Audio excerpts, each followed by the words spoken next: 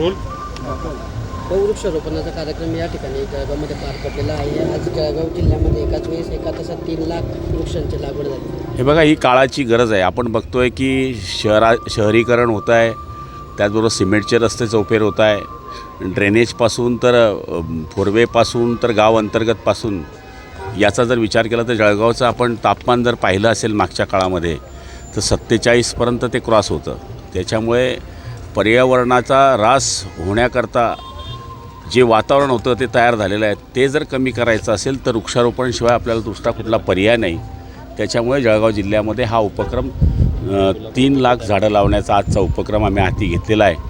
त्याच्यामुळे जे संतुलन राहायला पाहिजे आहे वातावरणाचं ते राहण्याचा या ठिकाणी 100% फायदा होणार आहे। लागवड केली जाते, मात्र यांच्याकडे संवर्धनासाठी काही पुढाकार संवर्धनाकरता आता हे जे आहे महापालिकेच्या ताब्यातले किंवा नगरपालिका असतील किंवा जिल्हा परिषद पंचायत समितीच्या असतील तर त्यांच्याकरता आम्ही ही जबाबदारी फिक्स करणार आहोत की तुम्ही दर आठवड्याला किंवा 4 दिवसाच्या आड या ठिकाणी पाणी टाकणे किंवा इतर ज्या गोष्टी करणे हे त्यांची जबाबदारी राहणार आहे।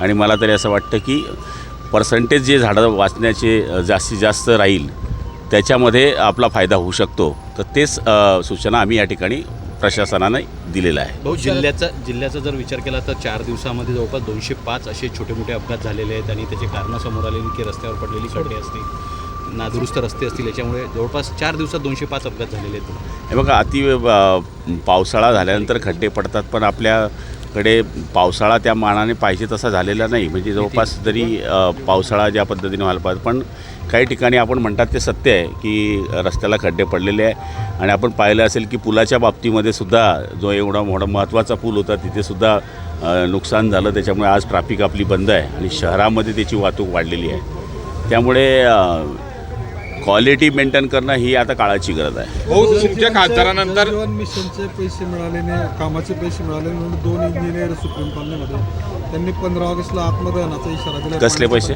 जल जीवन मिशन अंतर्गत हे बघा, आपल्याला आता जवळपास 450 कोटी रुपये आले होते। आपण सिंगल विलेज स्कीमच्या माध्यमातून 10 कोटी रुपये जळगाव जिल्ह्याला या ठिकाणी मिळालेले आहे। आणि मला वाटते 12 तारखेला माननीय खासदार सगळे राज्यातले आणि जलशक्ती मंत्री यांच्याबरोबर दिल्लीमध्ये 3 तास आमची बैठकीची वेळ मिळालेली आहे। त्याच्यामुळे आम्ही राज्याच्या माध्यमातून पैसे करणार आहोत आणि आमची 1400 कोटी रुपयाची फाईल आता या ठिकाणी वित्त विभागाकडे गेलेली आहे।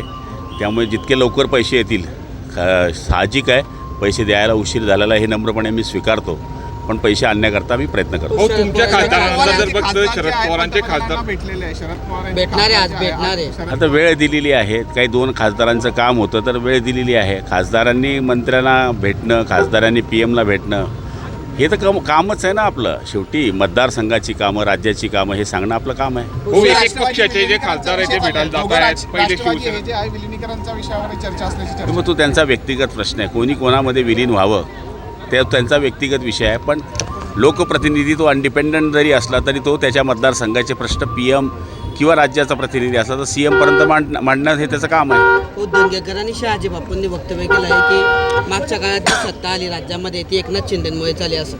हे बघा, एकनाथ शिंदे साहेबांनी बऱ्याच योजना या राज्यामध्ये आणल्या, त्याच्यामुळे साहजिक आहे सत्ता आणण्यामध्ये मोठं बळ मिळालं। त्यामुळे आपल्याला हे आज दिवस बघायला मिळत आहे। मला नाही वाटत की काही चुकीचं आहे। भाऊ, शिवसेनेच्या खासदारानंतर आता राष्ट्रवादीचे खासदारही भेटत आहेत, काही वेगळ्या हालचाली चालू आहे का? काहीच नाही, मला ते माहीत नाही। भेटणं त्यांचं काम आहे, भेटू द्या। चाल करायची की हालचाल करायची हा त्यांचा विषय आहे। मुख्यमंत्री एकनाथ शिंदे झाले पाहिजे अशी अपेक्षा काल किशोर पाटलांनी बोलून दाखवली होती। शरद जे धोंडगे आहेत त्यांनी म्हटलं होतं की बळीराजासाठी काम करणारा एकमेव नेता म्हणजे धाडसी निर्णय घेणारा नेता म्हणजे एकनाथ शिंदे आहेत आणि त्यांची सुद्धा अपेक्षा आहेत की मुख्यमंत्री एकनाथ शिंदे प्रत्येक पक्षाच्या कार्यकर्त्याला, आमदाराला हे वाटतं की आपला नेता मुख्यमंत्री व्हावा, हे कोणाचं दुमत असू शकत नाही। मलाही वाटतं की एकनाथ शिंदे मुख्यमंत्री व्हावे, पण शेवटी सगळ्या गोष्टींचं वातावरण पाहिल्यानंतर ह्या गोष्टी ठरत असतात। त्यामुळे मला तरी असं वाटतं पुढच्या काळामध्ये आम्ही आशावादी आहोत। ओके।